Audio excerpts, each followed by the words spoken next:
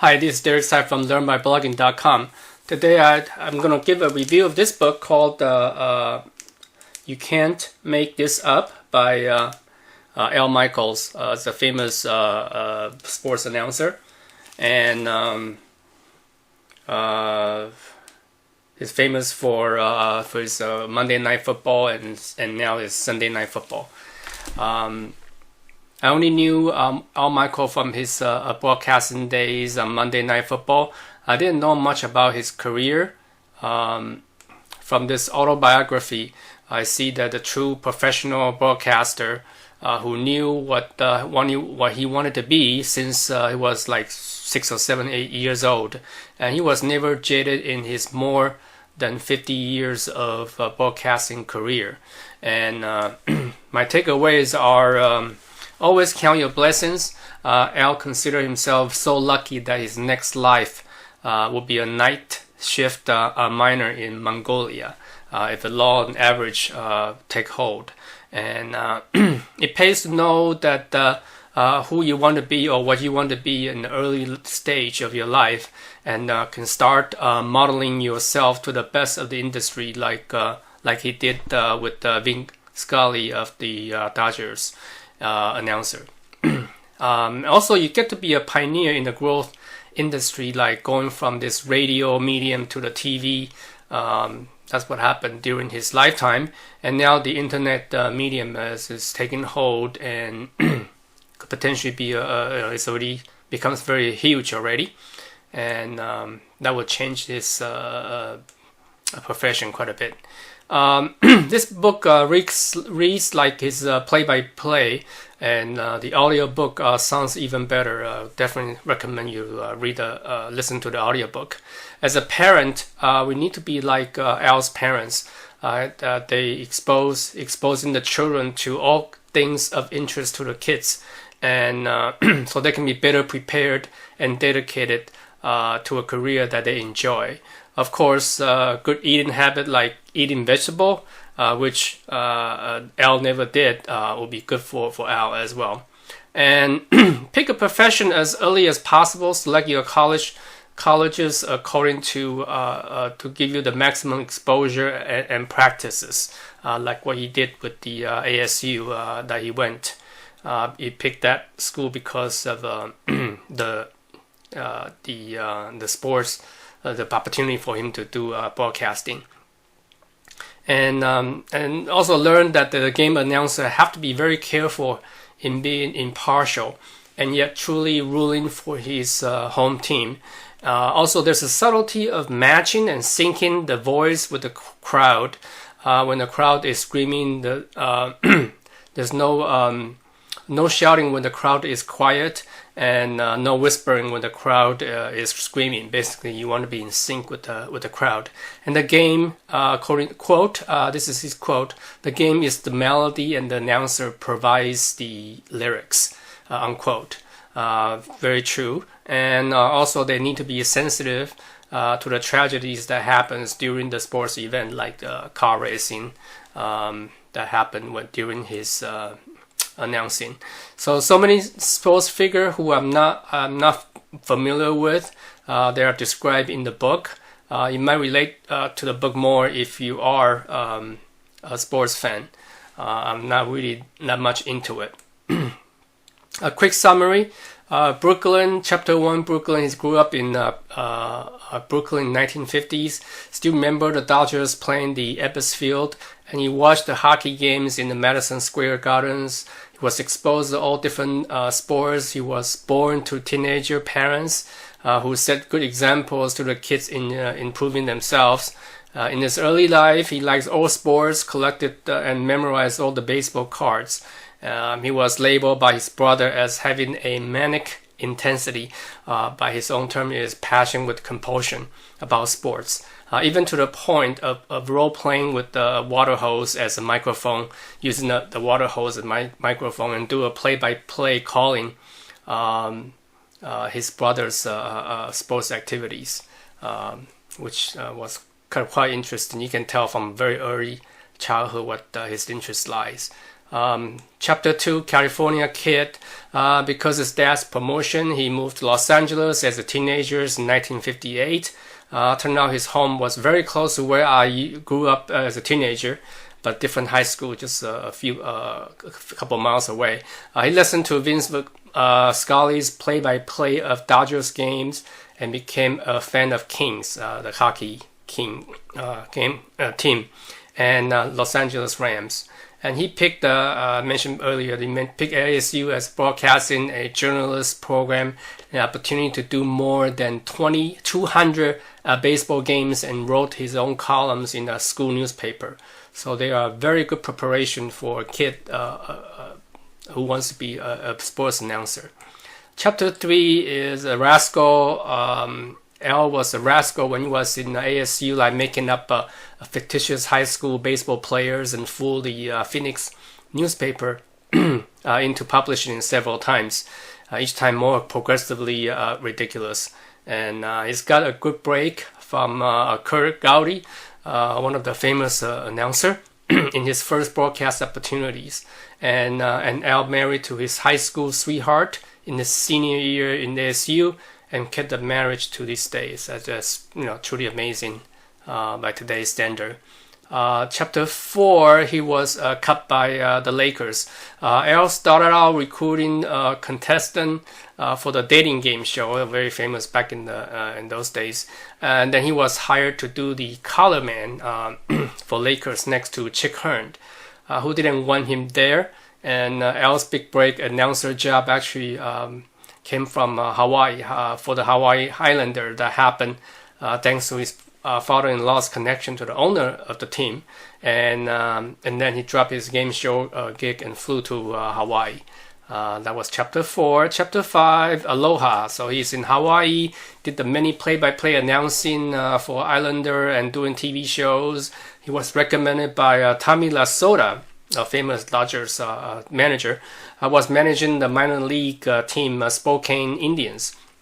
And Tommy was listening to Al's work behind the scene after being kicked out of the game. Turned out to be 4 games out of 6 games, whatever it is that they were playing against the Islanders. And Al was getting lots of reps or experience in his hectic schedule. He was doing all kinds of different sports. And then he was recruiting to Cincinnati Reds in 1971. Chapter 6, Rose, Bench, Sparky, and the Machine. This one here, you talk about in Cincinnati, got to know Pete Rose and intimate in Pete's gambling habit. And Alf really felt sad about Pete's betting on his own team. It's a serious conflict of interest. And there's a lot of story about Cincinnati Reds in the book. Then San Francisco Giants came knocking on Al's door at the end of 1973. Chapter 7, this is the Giants, Candlestick and Wizard of the Westwood. Early in the 1970s were the transition time from radio broadcasting to TV broadcasting. And Al had to change the way he announced the play-by-play, and TV actually less is more.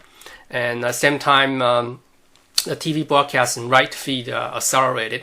Skyrocketed. At this time, he did both San Francisco Giants and UCLA basketball games, and got to meet John Wooden, the greatest coach of all time. And Wooden retired in 1975 after 10 national championships. And Al despised the Candlestick Park like most people in the Bay Area. I've been there a few times, and I agree with Al that was definitely not something that enjoyable for fans. He attributed to the poor attendance in those days of the San Francisco Giants. Chapter 8, White Wars, 1976. Al worked between Giants and the ABC Monday Night Football, baseball, spending lots of time in the air. Eventually parted way with the San Francisco Giants. Chapter 9, Do You Believe in Miracle? This is one of the most memorable moments in Al's career, is coverage of the 1980 Winter Olympics when the U.S. beats the Soviets, the favorite championship team in hockey, and eventually won the gold medal. The U.S. won the gold medal. Do you believe in miracle? Yes, his quote. This game was delayed broadcast to the U.S. Very strange setup in those days. In today's day, delay would never work in today's in the internet world. Chapter 10, Saturdays in the Fall. This is an interesting prediction by Frank Boyle, Al's co-announcer in one of those Stanford games, that Bill Walsh will be a great coach, and this Arkansas's Attorney General Bill Clinton may be a U.S. president someday, and both came true. Very interesting tidbit. Chapter 11, the one and only. The chapter is about his relationship with Howard Cosell, who drank heavily off camera, and sometimes during the game. From Al's perspective, Howard Cosell was not an easy person to work with, and not easy person to understand either. The way he makes use all kinds of big words. And chapter 12, Rune and Olympics and the fight game. Rune Arledge was the Al's boss during the ABC Sports Day, and Rune was known to be mysterious and difficult to find, and he equated him to be a Waldo. A strange leadership style, and Al got the Monday Night Football announcer job in 1983, along with the O.J. Simpson and Joe Namath. Chapter 13, Monday Night. This Al reminisces a few memorable Monday Night Football games. Story about Al Davis' competitive natures. You are either a friend or enemy, based on his interview because he interviewed Marcus Allen, who Al didn't like. Chapter 14, Two for the Ages. Here talk about covering the World Series 1989 between Aces and Giants. When the big earthquake in 1989 hit, and I was in the Bay Area at the time. I remember distinctly when that happened, when I was at work. Chapter 15 is about OJ.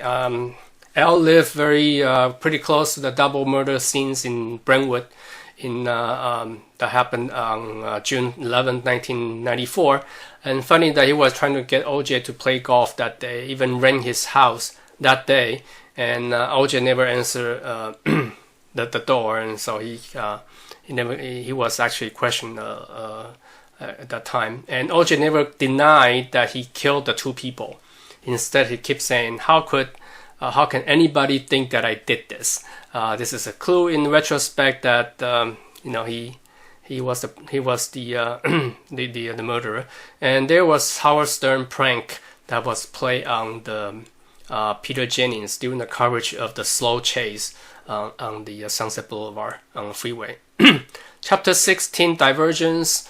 Al mentioned some of his hobbies, a horse race, including buying this horse called Barack, happened to be our president, names. And he's talked about his TV acting experience being shortchanged in this movie called Basketball. Chapter 17, Monday Night Transformation. So ABC got the about ESPN and placed more emphasis on ESPN, and Monday Night Football got left on the wayside. And Dennis Miller helped rejuvenate the game. Chapter 18, Partners.